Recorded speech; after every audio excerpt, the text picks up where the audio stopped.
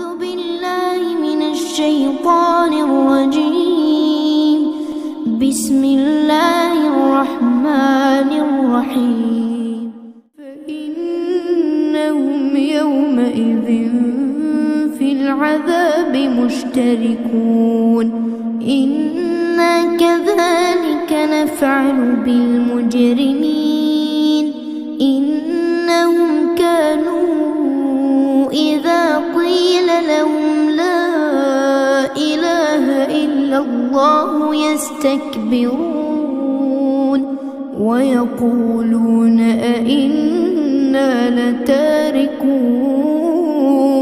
آلهتنا لشاعر مجنون بل جاء بالحق وصدق المرسلين. إنكم لذائق العذاب الأليم وما تجزون إلا ما كنتم تعملون. السلام عليكم ورحمة الله وبركاته. ഖുർആൻ പദം 1544 ദിവസത്തിലേക്ക് എല്ലാവരെയും ഹാർദമായി സ്വാഗതം ചെയ്യുന്നു. വിശുദ്ധ ഖുർആനിലെ 37-ാമത്തെ അധ്യായമായ സൂറത്ത് സ്വാഫാത്തിലെ 33 മുതൽ 39 വരെയുള്ള ആയത്തുകളാണ് ഇന്ന് പഠന വിധേയമാക്കുന്നത്. ക്ലാസ് ആരംഭിക്കുന്നതിനായി ആദരണീയനായ ഡോക്ടർ A.I. വിലായത്തുള്ള സാഹിബിനെ ക്ഷണിക്കുന്നു. അസ്സലാമു അലൈക്കും വറഹ്മത്തുള്ളാഹി വബറകാതുഹു. അഊദു ബില്ലാഹി മിനശ് ശൈത്വാനിർ റജീം. ബിസ്മില്ലാഹിർ റഹ്മാനിർ റഹീം. ഫഇന്നഹും യൗമഇദിൻ ഫിൽ അദാബി മുശ്തരികൂൻ. ഇന്നാ കദാലിക നഫഅലു ബിൽ മുജ്രിമീൻ. إنهم كانوا إذا قيل لهم لا إله إلا الله يستكبرون ويقولون إنا لتاركو آلهتنا لشاعر مجنون بل جاء بالحق وصدق المرسلين إنكم لذائق العذاب الأليم وما تجزون إلا ما كنتم تعملون صدق الله العلي العظيم. സൂറത്ത് സ്വാഫാത്തിലെ 33 മുതൽ 39 വരെയുള്ള ആയത്തുകളാണ് നിങ്ങളെ കേൾപ്പിച്ചിട്ടുള്ളത്. സത്യനിഷേധികൾ ഒരു പുനരുത്ഥാനത്തെ, മരണാനന്തര ജീവിതത്തെ, അതിൻ്റെ ഒരു സാധ്യതയെ ഉൾക്കൊള്ളുന്നേയില്ല എന്നതാണ് സൂറത്ത് സോഫാത്തിന്റെ തുടക്കം മുതൽ അഡ്രസ് ചെയ്യപ്പെടുന്ന വിഷയം. പക്ഷെ അതൊരു യാഥാർത്ഥ്യമാണ്. എല്ലാവരും തന്നെ പുനരുജ്ജീവിപ്പിക്കപ്പെടുകയും അള്ളാഹുവിന്റെ മുന്നിൽ ഹാജരാക്കപ്പെടുകയും ചെയ്യും. പാരത്രിക ജീവിതത്തെ നിഷേധിച്ചുകൊണ്ടിരുന്ന ആളുകൾ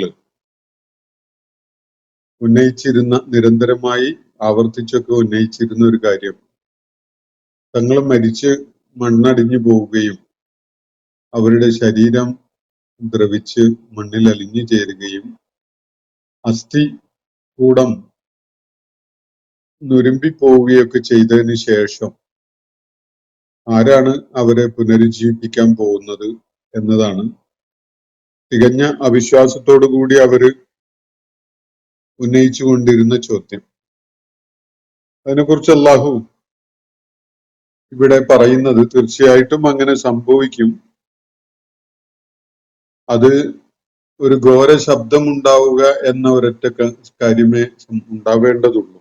ഒരു സജ്റത്ത് സംഭവിക്കുകയേ വേണ്ടതുള്ളൂ. അപ്പോഴതാ അവര് കണ്ണുമിഴിച്ച് എല്ലാം കാണുന്നവരായി, എല്ലാം നോക്കുന്നവരായി പ്രത്യക്ഷപ്പെട്ട് കഴിഞ്ഞിട്ടുണ്ടാകും.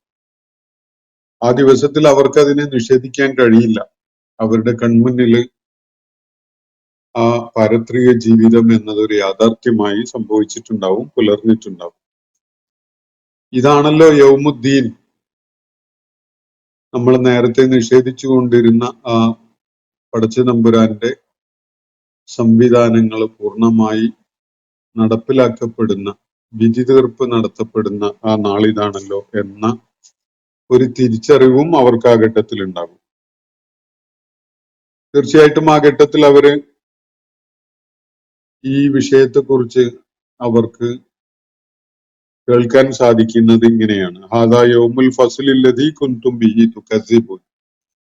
നിങ്ങൾ നിഷേധിച്ചു കൊണ്ടിരുന്ന ആ യൗമുൽ ഫസ്ലാണ് ഇപ്പോ സമാഗതമായിരിക്കുന്നത് എന്നതാണ് അവർ കേൾക്കുക.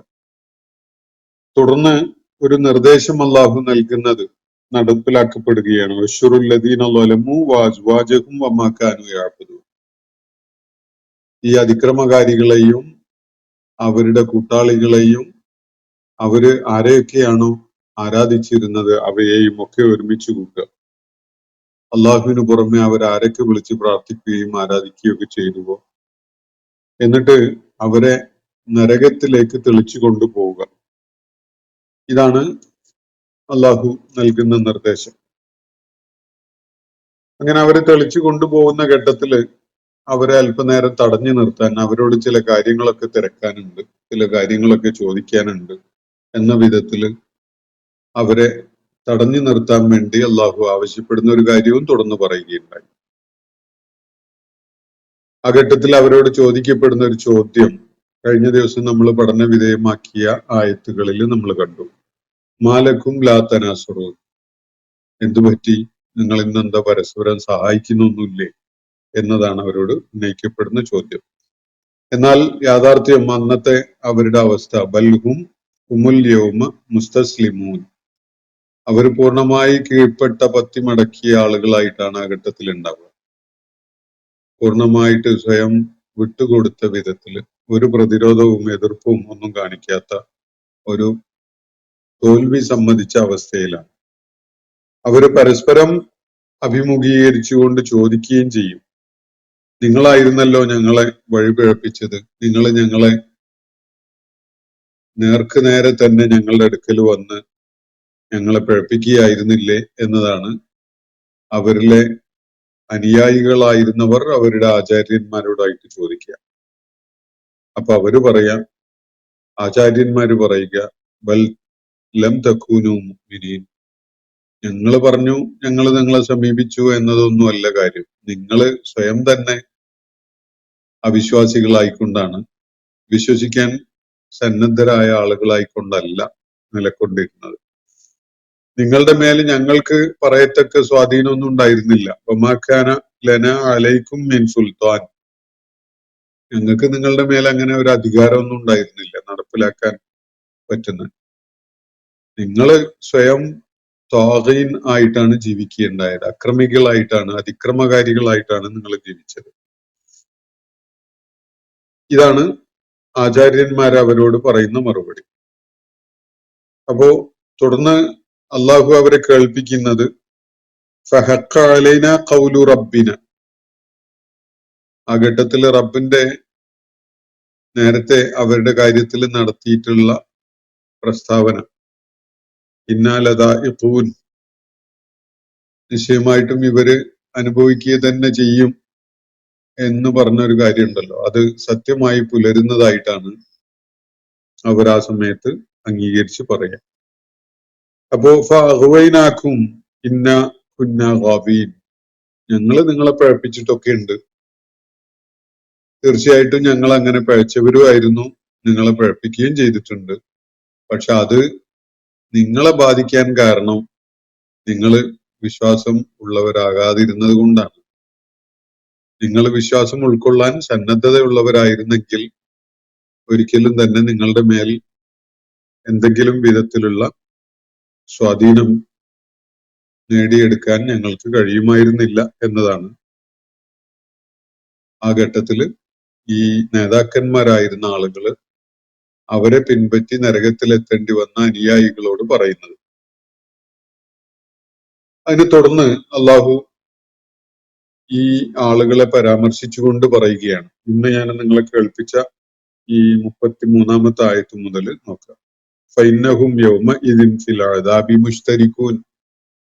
അന്ന് ആ നാളിൽ അവരൊക്കെയും തന്നെ ശിക്ഷ ഏറ്റുവാങ്ങുന്നതിൽ പങ്കാളികളായിരിക്കും. അവർ മുഷ്തരിക്കുകളായിട്ടാണ് അവിടെ ഉണ്ടാവുക. ആരൊക്കെയാണ് അതിൽ പങ്കാളികളായിട്ട് ശിക്ഷ ഏറ്റുവാങ്ങുന്നത്? ഈ നേതാക്കന്മാരുണ്ടാവും, അവരെ പിൻപറ്റി വന്ന ദുർമാർഗത്തിലേക്ക് പോയ അനുയായികൾ ഉണ്ടാകും, പിന്നെ വ്യാജമായി അവര് ദിവ്യത്വം ആരോപിച്ചുകൊണ്ട് ആരെയൊക്കെയാണോ അവര് ദേവന്മാരും ദേവിമാരും ഒക്കെ ആയിട്ട് കണ്ടിരുന്നത് അവരൊക്കെയും തന്നെ ഇവരോടൊപ്പം ഈ ശിക്ഷയിൽ പങ്കാളികളായിട്ട് അവിടെ ഉണ്ടാവും. ഇവർക്കൊക്കെ അവിടെ ഭയങ്കര തുല്യതയാണ്. എല്ലാവർക്കും കിട്ടുന്നത് ഈ ശിക്ഷ തന്നെയാണ്. നേതാക്കന്മാരും അനുയായികളും ഒക്കെ തന്നെ ആർക്കും പ്രത്യേകിച്ച് യാതൊരു കംഫർട്ടബിൾ ആയ ഒരു അവസ്ഥയും ലഭിക്കുന്നില്ല. എല്ലാവരും ശിക്ഷ ഏറ്റുവാങ്ങുക എന്ന കാര്യത്തില് തുല്യ പങ്ക് ലഭിക്കുന്ന പങ്കാളികളായിട്ടാണ് ആ ഘട്ടത്തിൽ ഉണ്ടാവുക. ഫഹഖ അലൈന ഖൗലു റബ്ബിന ഇന്നാ ലദാഇഖൂൻ ഫഅഗ്വൈനാകും ഇന്നാ കുന്നാ ഗാവീൻ എന്ന് പറഞ്ഞതിന്റെ തുടർച്ചയായിട്ട് പറയുന്ന കാര്യം ഫഇന്നഹും യൗമഇദിൻ ഫിൽ അദാബി മുശ്തരികൂൻ, അവരെല്ലാവരും തന്നെ അന്നേ ദിവസം ആ ഘട്ടത്തിൽ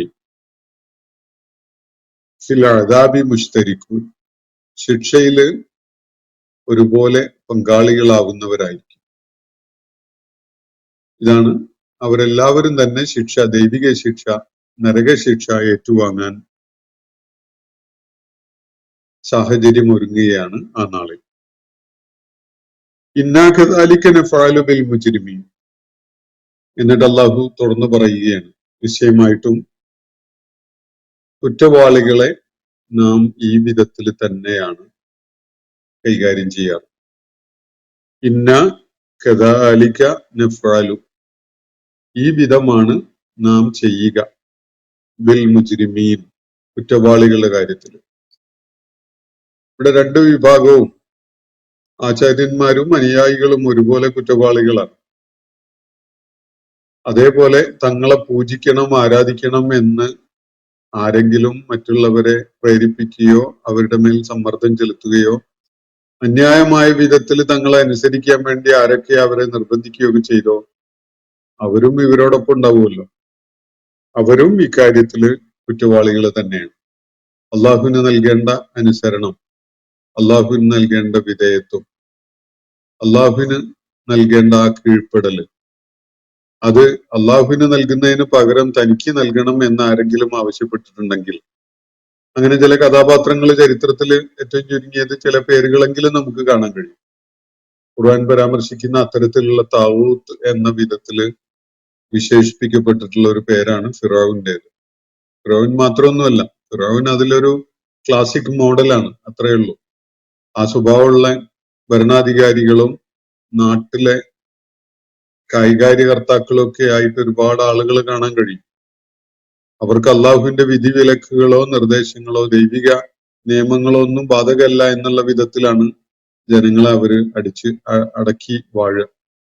അങ്ങനെ ജനങ്ങളുടെ മേൽ അധികാരം പ്രയോഗിക്കുന്ന ആളുകൾ തത്വദീക്ഷയില്ലാത്ത ഒരു നിയമവ്യവസ്ഥ പാലിക്കാതെ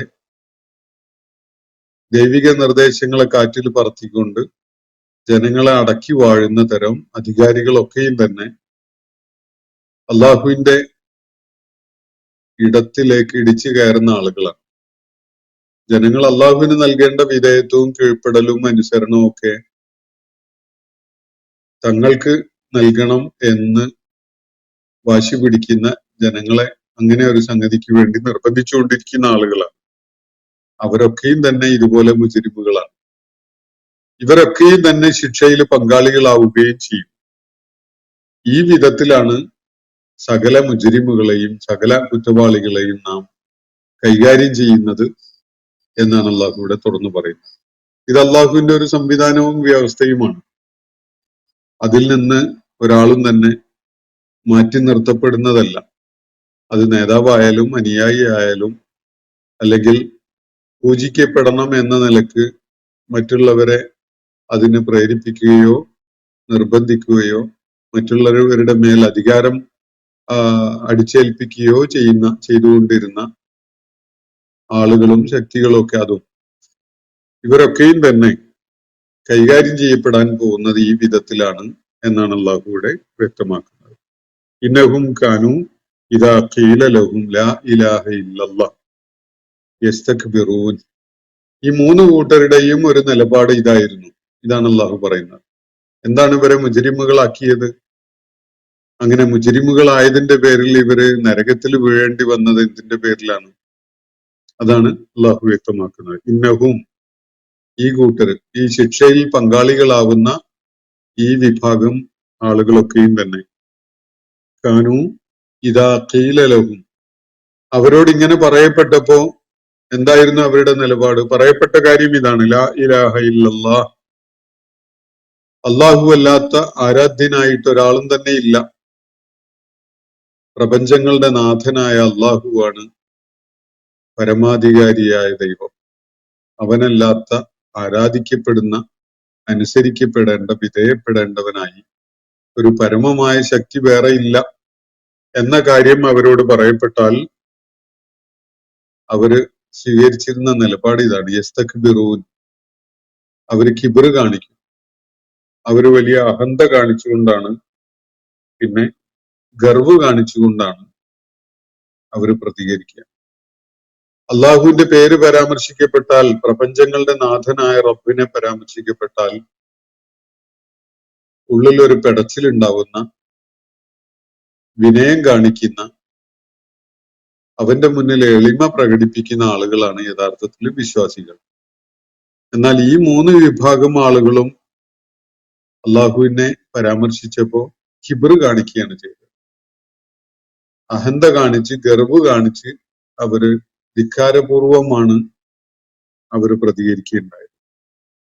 ഇന്നഹും കാനു ഇദാ ഖീല ലഹും ലാ ഇലാഹ ഇല്ലല്ലാഹു യസ്തക്ബിറൂൻ. ലാ ഇലാഹ ഇല്ലല്ലാഹ് എന്ന് അവരോട് പറയപ്പെട്ടപ്പോ അത് അംഗീകരിക്കാൻ സന്നദ്ധരായിക്കൊണ്ട് അള്ളാഹുവിന്റെ മുന്നിൽ എളിമയും വിനയവും ഉള്ളവരായി അവന് വിധേയപ്പെട്ടുകൊണ്ട് നിൽക്കുന്ന ഒരു നിലപാടല്ല ഈ മൂന്ന് വിഭാഗം ആളുകളും സ്വീകരിച്ചത്. മറിച്ച് അവർ യസ്തക്ബിറൂൻ, അവരെല്ലാവരും തന്നെ സ്വയം വലിയവനാണ് എന്ന നിലക്ക് കിബിർ കാണിച്ചുകൊണ്ടാണ്, അഹന്ത കാണിച്ചുകൊണ്ടാണ്, ഗർവ് കാണിച്ചുകൊണ്ടാണ് പ്രതികരിക്കുകയുണ്ടായത്. ഈ മൂന്ന് വിഭാഗം ആളുകളും മുജ്രിമുകളായി മാറിയത്, അവര് നരകത്തിന്റെ അവകാശികളായി മാറിയതിന്റെ കാരണം അതാണ്. അവര് കിബിർ കാണിച്ചു. അള്ളാഹുവിനെ പരാമർശിച്ച് കാര്യങ്ങൾ പറയപ്പെടുമ്പോ അത് ഉൾക്കൊള്ളാനും അവന്റെ മുന്നിൽ വിധേയത്വം കാണിക്കുന്നവനായി നിലകൊള്ളാനും സന്നദ്ധരാകുന്നതിന് പകരം ഈ ആളുകള് അഹന്ത കാണിച്ച്, ഗർവ് കാണിച്ച്, കിബിറോട് കൂടിയാണ് പെരുമാറുന്നത്. ഇതാണ് അവരെ കുറ്റവാളികളാക്കി മാറ്റിയ കാര്യം. വയഖൂലൂന, എന്നിട്ട് അവര് പ്രതികരണമായിട്ട് പറഞ്ഞത്, ഈ കിബിർ കാണിക്കുന്നത് ഒരു ഭാഗത്ത്, കൂടാതെ അവര് പറയുകയും ചെയ്തു ഇങ്ങനെ. എന്താണ് പറഞ്ഞത്? ആ ഇന്നാല താരിഖു ആലിഹത്തിന ലി ഷായിരിൻ മജ്നൂൻ, ഒരു ഭ്രാന്തനായ കവി പറയുന്നത് കേട്ടുകൊണ്ട്, അല്ലെങ്കിൽ ഒരു കിറുക്കുള്ള ഒരു വട്ട് കേസായ ഒരു കവി പറയുന്നത് കേട്ട് ഞങ്ങളുടെ ആലിഹത്തുകളെ കൈയൊഴിയുകയോ? ഇതാണ് അവർ ചോദിച്ച ചോദ്യം. നബി സല്ലല്ലാഹു അലൈഹി വസല്ലം അല്ലെങ്കിൽ അദ്ദേഹത്തെ പോലെ ദൗത്യം നിർവഹിച്ച പൂർവിക പ്രവാചകന്മാർ, ഇവരെ കുറിച്ചൊക്കെ സമകാലികരായ ആളുകൾ സൂചിപ്പിച്ചിരുന്നത് ഷായിറും മജ്നൂനാണെന്നുള്ളതാണ്. മജ്നൂൻ എന്ന് പറഞ്ഞാൽ ഭ്രാന്തൻ എന്നാണ്. ജുന്ന ഭ്രാന്താണ്, മജ്നൂൻ. അപ്പോ ഷായിർ എന്ന് പറഞ്ഞ കവി. നബി സല്ലല്ലാഹു അലൈഹി വസല്ലം അവരെ കേൾപ്പിച്ചുകൊണ്ടിരിക്കുന്ന വചനങ്ങള് ദൈവികമായി അവതരിച്ചു കിട്ടിയ വചനങ്ങളാണ് എന്ന കാര്യം അംഗീകരിക്കാതെ അതൊക്കെ നബി സല്ലല്ലാഹു അലൈഹി വസല്ലം കാവ്യഭാവനയിൽ രൂപപ്പെടുത്തിയെടുത്ത വചനങ്ങളാണ് എന്ന നിലക്ക് അതിനെ പരാമർശിക്കുന്ന ഒരു നിലപാടാണ് അവർ സ്വീകരിച്ചത്. അതുകൊണ്ടാണ് ഷായിർ എന്നുള്ള പ്രയോഗം അവര് ഇവിടെ സൂചിപ്പിക്കുന്നത്. ഷായർ എന്നത് സാധാരണഗതിയിൽ ബുദ്ധിപരമായി സമൂഹത്തെ നയിക്കാൻ കഴിയുന്ന ആളുകളൊക്കെ ഉണ്ടാവാം കവികളുടെ കൂട്ടത്തിൽ. പക്ഷെ ഇവിടെ അതുമല്ല, എന്തോ വട്ടു പറഞ്ഞുകൊണ്ടിരിക്കുന്ന കവിയാണ്. മനുഷ്യന് സ്വീകാര്യമായ യുക്തിയുക്തമായ കാര്യങ്ങൾ പറയുന്ന ഒരാളല്ല, മറിച്ച് ഭ്രാന്ത് വിളിച്ചു പറഞ്ഞുകൊണ്ടിരിക്കുന്ന ഒരു കവി. അങ്ങനെ ഒരു കവിക്ക് വേണ്ടി, അങ്ങനെ ഒരു കവിയുടെ സംസാരം കേട്ട് ഞങ്ങളുടെ ആലിഹത്തുകളെയൊക്കെ കൈയൊഴിയുകയോ എന്നാണ് ഈ ആളുകൾ ചോദിക്കുന്നത്. ഇവിടെ ആലിഹത്ത് എന്നത് ഓരോ കാലത്തും ഓരോ രൂപവും ആളും സംവിധാനവും ഒക്കെ ആയിരിക്കും. പലപ്പോഴും അത് രാഷ്ട്രീയ നേതാക്കന്മാർ വരെ ആവാം, അല്ലെങ്കിൽ സമൂഹത്തെ അടക്കി വാഴുന്ന, സത്യമാർഗത്തിൽ നിന്ന് ജനങ്ങളെ തടഞ്ഞു നിർത്തുന്ന തരം, അല്ലെങ്കിൽ അങ്ങനെയുള്ള സമൂഹത്തെ തെറ്റായ വഴിയിൽ വഴി നടത്തുന്ന, അവരെ ആ വഴിയിൽ ഉറപ്പിച്ചു നിർത്തുന്ന തരം ആളുകളൊക്കെ ഉൾപ്പെടുന്നതാണ്. അപ്പോ അത് എല്ലാ കാലത്തും ഒരുപോലെ ആയിക്കൊള്ളുന്നില്ല. ഈ ആളുകൾ ചോദിക്കുന്നത്, നമ്മുടെ കാലത്തൊന്നും ഇത് പ്രത്യക്ഷത്തിൽ കാണുന്ന വിഗ്രഹങ്ങളോ ആൾ ദൈവങ്ങളോ ഒന്നും ആയിക്കൊള്ളുന്നുമില്ല. പലപ്പോഴും ദൈവിക ദർശനം ഉൾക്കൊണ്ടുകൊണ്ട് ജീവിക്കാൻ സന്നദ്ധരാവുന്ന ആളുകളെ അതിൽ നിന്ന് തടഞ്ഞു നിർത്തുന്ന പല പ്രതിഭാസങ്ങളും നമ്മുടെ നാട്ടില്, നമ്മുടെ ചുറ്റുപാടും ഒക്കെ കാണാൻ കഴിയും. അതൊക്കെ ഈ കാറ്റഗറിയിൽ വരുന്നത് തന്നെയാണ്. കൈയൊഴിയേണ്ടി വരിക എന്ന് പറയുമ്പോൾ ചില നേതാക്കന്മാരെ ആയിരിക്കും ഇവിടെ കൈയൊഴിയേണ്ടി വരിക, ചില പ്രസ്ഥാനങ്ങളെയും സംഘടനകളെയും ഒക്കെ ആയിരിക്കും കൈയൊഴിയേണ്ടി വരിക. അപ്പൊ അവരൊക്കെ തന്നെ ഈ വിധത്തില് ആലിഹത്തുകളായി മാറുന്ന ഒരു കാഴ്ച നമുക്ക് ഇവിടെ കാണാൻ കഴിയുന്നുണ്ടാവും. അപ്പൊ ഇവര് ചോദിക്കുന്നത്, ഈ ഒരു ഭ്രാന്തനായ കവിയുടെ വർത്തമാനം കേട്ടിട്ട് ഞങ്ങളുടെ ആലിഹത്തുകളെ കൈയൊഴിയുകയാണോ, ഞങ്ങളുടെ ആരാധ്യന്മാരെ കൈയൊഴിയുകയാണോ വേണ്ടത് എന്നാണ് ഈ ആളുകൾ ഒരു വിശ്വാസവും ഇല്ലാത്ത വിധത്തിൽ ചോദിക്കുന്ന ചോദ്യം. അപ്പൊ കിബർ കാണിച്ചു എന്നതാണ്. അള്ളാഹു അല്ലാത്ത വിധേയപ്പെടാനായി ആരാധ്യനായ ഒരുവനുമില്ല, അള്ളാഹു മാത്രമേ ഉള്ളൂ എന്ന കാര്യം പറയുമ്പോൾ അവരത് ഉൾക്കൊള്ളാൻ സന്നദ്ധരാവാതെ അഹന്ത നടിച്ച് ഗർവ് കാണിച്ച് കിബറിന്റെ ആളുകളായി മാറുന്നു. കൂടാതെ അവരിങ്ങനെ പറയുകയും ചെയ്യുന്നു, അല്ല, ഈ വട്ടുകേസായ കവിയുടെ വർത്തമാനം കേട്ടിട്ടാണോ ഞങ്ങള് ഈ ആലിഹത്തുകളെ, ഞങ്ങളുടെ ആരാധ്യന്മാരെ കൈയൊഴിയേണ്ടത്? ഇതാണ് അവര് തിരിച്ചു ചോദിക്കുക. ബൽ ജാഅ ബിൽ ഹഖ് വസദ്ദഖൽ മുർസലീൻ. അള്ളാഹു അതിനോട് പ്രതികരിച്ചുകൊണ്ട് പറയുകയാണ്, അങ്ങനല്ല കേട്ടോ, നിങ്ങൾ മനസ്സിലാക്കിയ വിധത്തിലല്ല. ബൽ, കാര്യം അങ്ങനെയല്ല. എന്താണ് വസ്തുത? ജാഅ ബിൽ ഹഖ്, അദ്ദേഹം സത്യവുമായിട്ടാണ് വന്നിട്ടുള്ളത്. അദ്ദേഹം ഒരു ഷായറും മജ്നൂനാണ് എന്ന് നിങ്ങൾ പറയുന്നത് ശരിയല്ല, അത് വ്യാജമായിട്ട് നിങ്ങൾ പറയുന്ന കാര്യമാണ്. വസ്തുത ഇതാണ്, ജാഅ ബിൽ ഹഖ്, അദ്ദേഹം സത്യവുമായിട്ടാണ് വന്നിട്ടുള്ളത്.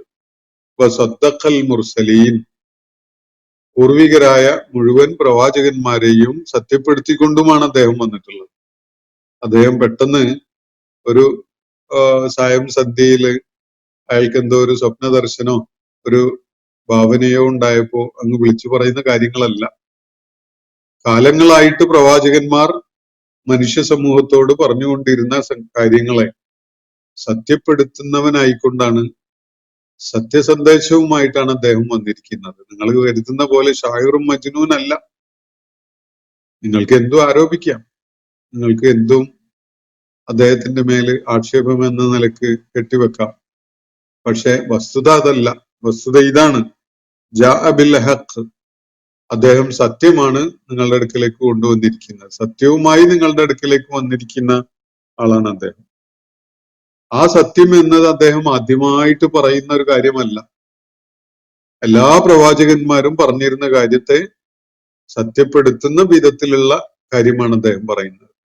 ഭൂമുഖത്ത് ഈ കാര്യങ്ങൾ ലാ ഇലാഹ ഇല്ലല്ലാഹ് എന്ന കാര്യം ആദ്യമായിട്ട് ജനങ്ങളോട് പറയുന്ന ആളല്ല മുഹമ്മദ് റസൂലുള്ളാഹി സ്വല്ലല്ലാഹു അലൈഹി വസല്ലം.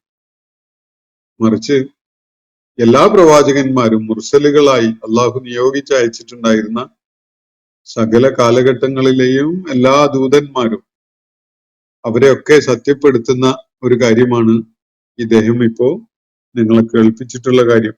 അതുകൊണ്ട് ലാ ഇലാഹ ഇല്ലല്ലാഹ് എന്ന് കേൾക്കുമ്പോഴേക്ക് കിബ്റ് കാണിച്ച് നിങ്ങളുടെ ആലിഹത്തുകളെ കൈയൊഴിയുകയാണോ വേണ്ടത് ഈ കവിയുടെ വർത്തമാനം കേട്ടിട്ട് എന്നൊന്നും പറഞ്ഞ് നിങ്ങൾ രംഗത്ത് വരണ്ട. അങ്ങനെയല്ല വസ്തുത. അദ്ദേഹം സത്യവുമായിട്ടാണ് വന്നിരിക്കുന്നത്. അദ്ദേഹത്തിന് പൂർവിക പ്രവാചകന്മാരുടെ ഒക്കെ പിൻബലമുണ്ട്. പൂർവിക പ്രവാചകന്മാരൊക്കെ പഠിപ്പിച്ചത് ഇതേ കാര്യം തന്നെയാണ്. അവരെയൊക്കെ സത്യപ്പെടുത്തുന്ന ആളായിക്കൊണ്ടാണ് അദ്ദേഹം ഈ കാര്യം നിങ്ങളോട് പറഞ്ഞുകൊണ്ടിരിക്കുകയും ചെയ്യുന്നത്. ഇന്നക്കും ലദാഇഖുൽ അദാബിൽ അലീം. തുടർന്ന് അള്ളാഹു പറയാണ്. അതിരിക്കട്ടെ, ഇനി നിങ്ങളുടെ കാര്യം എന്താണ്? അദ്ദേഹത്തെ കുറിച്ച് നിങ്ങൾ ഷായറും മജ്നൂൻ എന്നൊക്കെ പറഞ്ഞു, നിങ്ങൾ കിബ്റ് കാണിച്ചു. ഞങ്ങളുടെ ആലിഹത്തുകളെ ഈ തലക്ക് വെളിവില്ലാത്ത കവി പറയണത് കേട്ടിട്ട് ഞങ്ങൾ കൈയൊഴിയാനൊന്നും പോകുന്നില്ല എന്നൊക്കെ നിങ്ങൾ പറഞ്ഞുവല്ലോ. അതിരിക്കട്ടെ, എന്നാൽ നിങ്ങളുടെ പരിണിതി എന്താണ്? ഇതാണ് തുറന്ന് അള്ളാഹു പറയുന്നത്. ഇന്നക്കും ലദാഇഖുൽ അദാബിൽ അലീം. തീർച്ചയായിട്ടും നിങ്ങൾ ഓരോരുത്തരും തന്നെ വേദനയേറിയ ശിക്ഷ അനുഭവിക്കുക തന്നെ ചെയ്യും. ഇതാണ് അള്ളാഹു അവരോട് തുടർന്ന് പറയുന്നത്.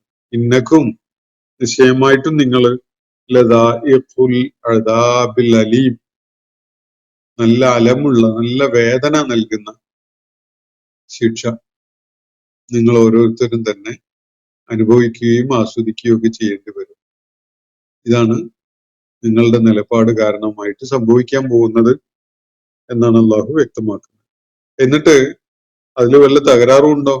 അതാണ് അള്ളാഹു ചോദിക്കുന്നത്, അല്ലെങ്കിൽ വ്യക്തമാക്കുന്നത്. തുടർന്ന് നിങ്ങൾ ശിക്ഷ അനുഭവിക്കും, വേദനയേറിയ ശിക്ഷ അനുഭവിക്കുക തന്നെ ചെയ്യും എന്ന് പറഞ്ഞല്ലോ. അത് അനർഹമായ, വല്ല അന്യായമായ രീതിയിൽ അടിച്ചേൽപ്പിക്കപ്പെടുന്ന ഒരു ശിക്ഷയാണോ?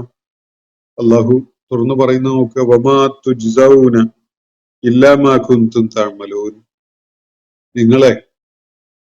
നിങ്ങൾ സ്വന്തം താല്പര്യപൂർവ്വം ചെയ്തുകൊണ്ടിരുന്ന കാര്യങ്ങളുടെ പേരിലല്ലാതെ നിങ്ങൾക്ക് ഒരു പ്രതിഫലവും ഇവിടെ നൽകപ്പെടുന്നില്ല. നിങ്ങളിപ്പോ ഏറ്റുവാങ്ങേണ്ടി വരുന്ന ശിക്ഷയുണ്ടല്ലോ, അത് വെറുതെ കിട്ടുന്നതല്ല. നിങ്ങൾ അതിനുള്ള അർഹതയില്ലാതെ അന്യായമായിട്ട് നിങ്ങളുടെ തലയിൽ വെച്ച് കെട്ടിയൊരു ശിക്ഷയൊന്നുമല്ല. വമാ തുജ്സൗന, നിങ്ങൾ പ്രതിഫലം നൽകപ്പെടുന്നില്ല. ഇല്ലാ മാ കുന്തും തഅമലൂൻ, നിങ്ങളുടെ കർമ്മങ്ങൾക്ക് അനുസരിച്ചല്ലാതെ. നിങ്ങൾ എന്താണോ ചെയ്തത്, എന്ത് നിലപാടാണോ സ്വീകരിച്ചത്, നിങ്ങൾ എന്ത് നയമാണോ പിന്തുടർന്നത്, ഇതിനൊക്കെയുള്ള പ്രതിഫലമായിട്ടുള്ളത് മാത്രമേ നിങ്ങൾക്ക് നൽകപ്പെടുന്നുള്ളൂ. അർഹിക്കാത്തതോ അന്യായമായതോ ഒന്നും തന്നെ നിങ്ങൾ ഏറ്റുവാങ്ങേണ്ടി വരുന്നില്ല. അത് നിങ്ങൾക്കുള്ള നല്ല പ്രതിഫലമായാലും അല്ലെങ്കിൽ നിങ്ങളുടെ ദുഷ്ചെയ്തികൾക്കുള്ള ശിക്ഷ എന്ന നിലക്ക് നിങ്ങൾ ഏറ്റുവാങ്ങേണ്ടി വരുന്നതായാലും, രണ്ടായാലും നിങ്ങളുടെ കർമ്മങ്ങൾക്കനുസരിച്ച് നിങ്ങൾ എന്താണോ ചെയ്തത് അതിലെല്ലാം പെടും. ചെയ്തു എന്ന് പറയുന്നതിൽ നിങ്ങളുടെ നയം, നിലപാട്, നിങ്ങൾ കാണിച്ച നിങ്ങളുടെ പ്രവർത്തനങ്ങൾ ഒക്കെ ഉൾപ്പെടുന്നതാണ്. അപ്പോ നിങ്ങൾ എന്താണോ, എന്ത് കർമ്മ തലത്തിലാണോ നിങ്ങൾ നിലക്കൊണ്ടിരുന്നത്, അതിനനുസരിച്ചുള്ള പ്രതിഫലം തന്നെയാണ് നിങ്ങൾക്ക് നൽകപ്പെടുന്നത് എന്നാണ് അള്ളാഹു തുടർന്ന് അവരോട് വ്യക്തമാക്കുന്നത്. നിങ്ങൾ വേദനാജനകമായ ശിക്ഷ അനുഭവിക്കുക തന്നെ ചെയ്യുമെന്ന് പറഞ്ഞല്ലോ. അങ്ങനെ പറഞ്ഞതില് യാതൊരു അന്യായവും ഇല്ല. നിങ്ങൾ അർഹിക്കുന്ന നിങ്ങളുടെ കർമ്മഫലം മാത്രമാണത്. നിങ്ങളുടെ കർമ്മങ്ങൾക്കുള്ള പ്രതിഫലം മാത്രമാണത്. അതിൽ കൂടുതലായിട്ട് യാതൊന്നും ഇല്ല അതിൽ. ഇതാണ് അള്ളാഹു ഇവിടെ വ്യക്തമാക്കുന്നത്. ഈ മക്കയിൽ നബി സല്ലല്ലാഹു അലൈഹി വസല്ലം അഭിമുഖീകരിച്ചു കൊണ്ടിരുന്ന ആളുകളെ അവരുടെ പാരത്രിക ജീവിതത്തിലുള്ള വിശ്വാസമില്ലായ്കയുടെ പശ്ചാത്തലത്തില് ചില കാര്യങ്ങൾ വ്യക്തതയുണ്ടാക്കി കൊടുക്കുന്ന വിധത്തിലാണ് ഈ വിവരണം നടന്നിട്ടുള്ളത് എന്നത് നമുക്ക് മനസ്സിലാക്കാൻ സാധിക്കും. ഇന്നത്തെ സെഷൻ ഞാനിവിടെ അവസാനിപ്പിക്കുകയാണ്. വാഖിർ ദഅവാന അനിൽ ഹംദുലില്ലാഹി റബ്ബിൽ ആലമീൻ. അസ്സലാമു അലൈക്കും വറഹ്മത്തുള്ളാഹി വബറകാതുഹു. ഇന്നത്തെ ഖുർആൻ പദം ഇവിടെ സമാപിക്കുന്നു. ഖുർആൻ പഠനത്തിൽ പങ്കെടുത്ത എല്ലാവർക്കും അല്ലാഹു അർഹമായ പ്രതിഫലം നൽകി അനുഗ്രഹിക്കട്ടെ. വആഖിർ ദഅവാന അനിൽ ഹംദുലില്ലാഹി റബ്ബിൽ ആലമീൻ. അസ്സലാമു അലൈക്കും വറഹ്മത്തുള്ളാഹി വബറകാതുഹു.